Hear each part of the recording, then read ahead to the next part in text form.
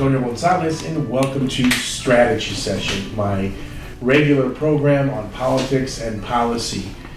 This episode, now, after turning our attention from CD 34, the special election that we covered extensively with a series of interviews over the last 6 weeks, we're now going to focus on local elections with the runoff race for CD1 in the city of Los Angeles.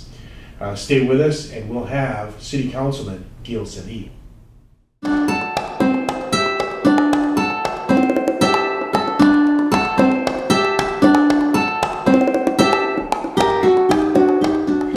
Welcome back to Strategy Session. I'm Antonio Gonzalez, and we're here today interviewing City Councilman Gil Cedillo, who is in a race for re-election, CD1. It's a widely followed campaign in the city of Los Angeles. Welcome, Gilbert, to the Strategy Session. Antonio, good to see you. So, my friend, here we are. We've known each other for a long time. Yes. And I've followed your career avidly, from union leader, from Chicano movement leader, activist, to a union leader, to state legislator, and now you're a leader in the great city of Los Angeles, but you're in a runoff race. Yes, ma'am. You've got 12 days as of today. We'll get this up on the air probably by tomorrow, the next day. Tell us, what are the issues that matter to you, and what is the the basic strategy that you're following to get reelected? So look, as you know, we have a rich history. We have a lot of legislative accomplishments. We've taken on the good fights, and we've won. We've maintained our working class view, our working class commitment, our commitment to immigrants, to poor people, and to basically communities who have been outside the process, and try to be their voice and their advocate within the structure of government. And so we're bringing that in this re-election. Our opponent is very Trump-like. He's not experienced in governance. He is challenged by the truth. He is skilled at saying things people want to hear. And he is willing to say and do anything to win the election. And as a result, there is an audience for that, much like the fact that we have Donald Trump as president. And so during this critical moment of our nation, where immigrants are scapegoated, where Donald Trump built his presidency or his presidential campaign attacking, here in Los Angeles, we're suffering the specter of that. Deportations have taken place. People are removed from their cars as they drop off their children. People are taken out of courthouses. There have been countywide raids. So in a district that is about 85% immigrant origin, it's a very major issue. My opponent has come into notoriety through his advocacy for bicycle lanes. He's not a novice, though. His father is a very skilled and a well-known political operative. He's grown up in that type of household. And so those are the two forces. An experienced record of accomplishment, a progressive, a person who was with Bernie Sanders, versus a person without any record of progressive accomplishment, a person who's dabbled with Ron Paul, who's been a Republican, who surfs racist blogs, homophobic blogs, person who is a purveyor in many instances on the internet of hate and discrimination. Those are the choices. And because we come from organized labor, we feel very confident in our infrastructure and our organization, as we were before, that we're going to win this race. Councilman Cedillo, on the face of it, that seems like it's a slam dunk. Progressive, a rooted progressive politician in a district that is heavily immigrant, heavily working class, inner city Los Angeles, Councilman District 1, was held before you by originally by legendary Gloria Molina, and then Mike Hernandez, and so on. and so let's get to the but. But these local races have low turnout, and even though it might be super heavily immigrant, when you get down to that 10% of the voters that cast votes, or 20%, I would say it was like a 20%, 15-20% in the primary race, that doesn't reflect the district as a whole. It's not. And you have your one and two. LA is going through this process of demographic evolution. There is development.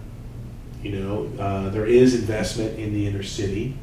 There is a higher price point of housing for the affluent and they're coming in, right? As we see it throughout Los Angeles. It's caused contradictions. It's caused, we have all these hipsters now and so on that are in our inner cities, in our urban clusters. How does that affect the race? How do that low turnout and the transition of the district affect the race? Well, that's the challenge. That is the challenge because, and it's tested our faith in the working class. We recognize that. Those are the metrics. That's objective. I'll give you an example. One district in the north, because the divide is north to south, one district voted above 50%, one of the precincts. Whereas down here, 50% turnout. 50% wow. turnout. Citywide, it was around 20. I expect the next one to be about 15%. And so turnout is our biggest challenge. We are immensely popular amongst the dispossessed, amongst the working class, amongst the immigrants. The challenge is that they don't vote. And in local race. And with local races and in most races. Now we do better when it's a presidential or gubernatorial. But in a local race like this, there's the jeopardy. Because up in the north, like I said, we had a precinct go above 50%. We had another one in the high 30s. And yet in our side, we're down at low numbers. We got a lot of commitments, a lot of popularity, but this is an election. This isn't a rally. This isn't a night at the fights or anything. This is about who can turn out votes. Our commitments to the working class, and we have to build the infrastructure to make sure that we get them to the polls. So, what are the hot button issues then? What are the issues that motivate the Cedillo voters? Well, we have a long record of defense of immigrants. I'm the author of the legislation for driver's licenses for immigrants. Most recently, a Stanford study validated everything we said for 20 years, that this was good public policy. As unpopular as it was the right thing to do. It was a hard skill. It was brutal. Fight. It's brutal. During that tenure, I lost my wife, I lost my parents. You were heroic in staying with it. Thank you. Very hard.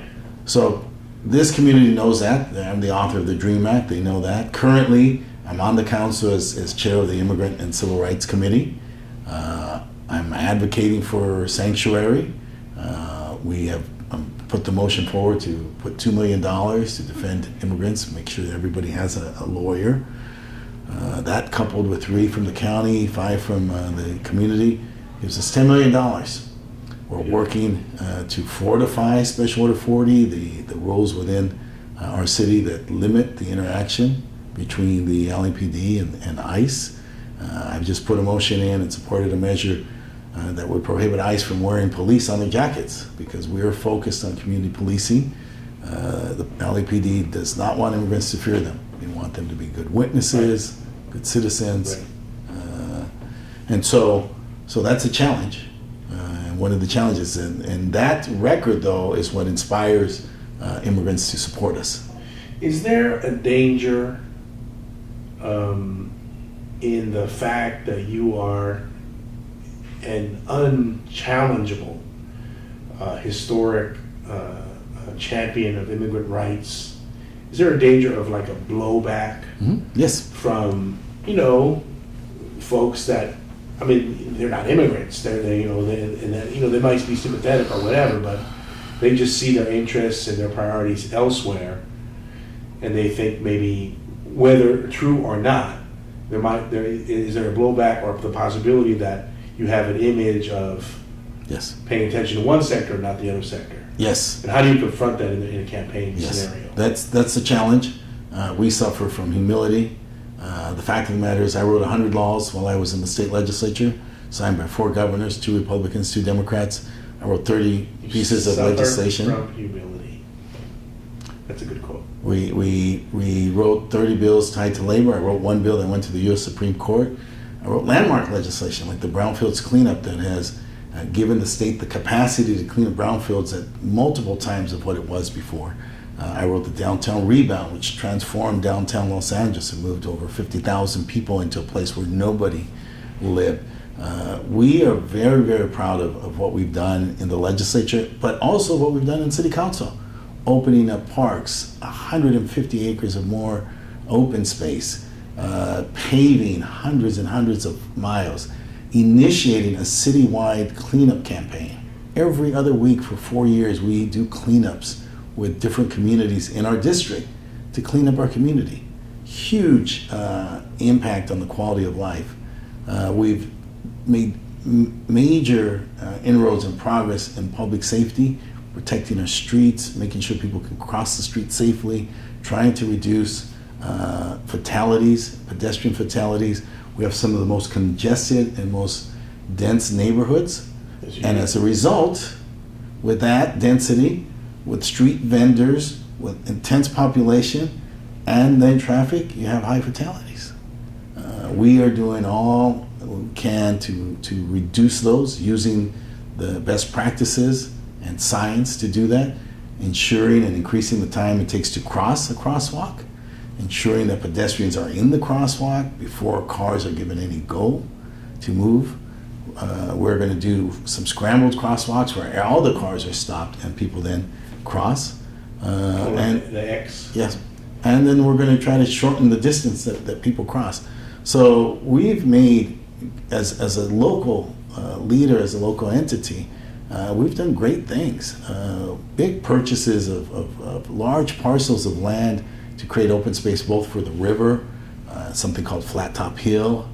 We're opening up parks, major parks. I hired a very experienced staff at some levels, at the levels inside City Hall that manage this, to make sure that we can get all the money that we could from whatever source to make sure we can improve the quality of life for a community that has a very high-end part up in Mount Washington, Glassell Park, Montecito Heights, Highland Park, but has a lot of low-income people. I noticed that you had a landmark announcement, the long-awaited purchase of the G2 parcel from Union Pacific Railroad. That must have been quite a story. Listeners or viewers, G2 is considered to be a key parcel to the redevelopment of the Los Angeles River, but you just got it done. Yeah, we got it done. Congratulations. How did you pull it off? Nobody could do it. I'll tell you how, because we've brought relationships from Sacramento. People we had worked with here knew us when we got here back from Sacramento. We brought an experience. We're not scared of negotiating. We're not scared to compromise. We don't fear that process. And then we made a commitment. I had the most senior staff person on my team, my chief of staff, sitting for hours, for a year. You know, I was constantly looking for him. Where's Arturo? Where's Arturo? Oh, he's at a meeting on G2. It's like, hey, it's not the only thing we've got going here. But we made that type of commitment and got it done. It's a huge thing. It is the jewel of the necklace that will make the river what we vision it to be. Gilbert, we like to ask our candidates, or offer them a chance to speak directly to the voters. Mm-hmm. So this time I'm going to give you a chance to directly talk to our viewers who are voters in the district, and tell them whatever it is you want to tell them 10 days, 12 days before the election. So look, I want your vote. I covet your vote. I would like to continue this record of service to you. We believe we deserve it. By any measure, we are the most experienced. We ask you to make a sober decision based on the metrics Make a decision in choosing us to be your next council person as you would your next dentist. You wouldn't choose your dentist because they had a great smile. Make a decision to choose us as you would a lawyer. You wouldn't choose a lawyer simply because they could talk well, but hadn't gone to law school, didn't have the relations in the courthouse, didn't know how to get around the process and the system. Make a decision to choose us because we offer the best experience, because we have a record, and because we are committed to you and your future, and we can guarantee that. I thank you. Well, there you have it, viewers. Gilbert Cedillo, longtime Latino, labor, immigrant rights, and elected official leader in the Latino community of Los Angeles, running hard for re-election in CD1.